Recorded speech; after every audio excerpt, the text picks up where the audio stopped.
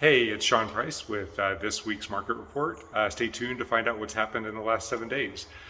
So, I am actually at an open house right now, and it is quiet. And this is the first time that this has happened in quite some time. It's spring break here in Northern Virginia, so a lot of the buyers are out of town. I know the majority of my buyers are traveling. So it's actually been kind of a quiet week. That's the general pulse of the market.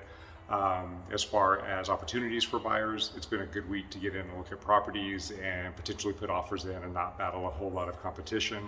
But on the flip side, a whole lot of inventory has not come on the market because sellers are traveling as well. So it's kind of a seasonal slowdown this last 7 days. That's the general pulse of the market. We'll go to the graph here in just a few minutes and see what statistically happened over the last 7 days. But yeah, that's the general idea. We expect it to pick back up again next week once everybody gets back in and gets back to life as normal. All right, if you have any questions, please feel free to reach out and let us know, and I will see you next week. Okay, so statistically, we had our orange line here.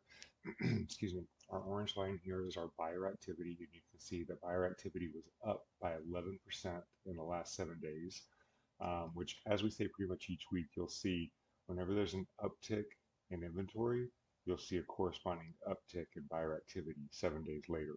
Whenever there's a when there's a downward movement in inventory, we tend to see a downward movement in buyer activity. So we can see that last week we had a little uptick in inventory, so we had buyer activity increased. Um, this past 7 days we had a decrease in inventory, so you see that dropped. So therefore the gap increased between buyer activity and inventory. So when you take that over here to the seller's market, what that means is we moved into a stronger seller's market over the last 14 days, especially in the last 7 days. So with it being spring break, with the activity being lower here, we've seen a decrease in inventory. So next week I expect to see buyer activity decrease just a little bit, just to match what happens over spring break. And then what will end up happening is we'll see it probably tick back up again once we get out of the spring break season. Okay, I hope this makes sense. If you have any questions, please feel free to reach out to us.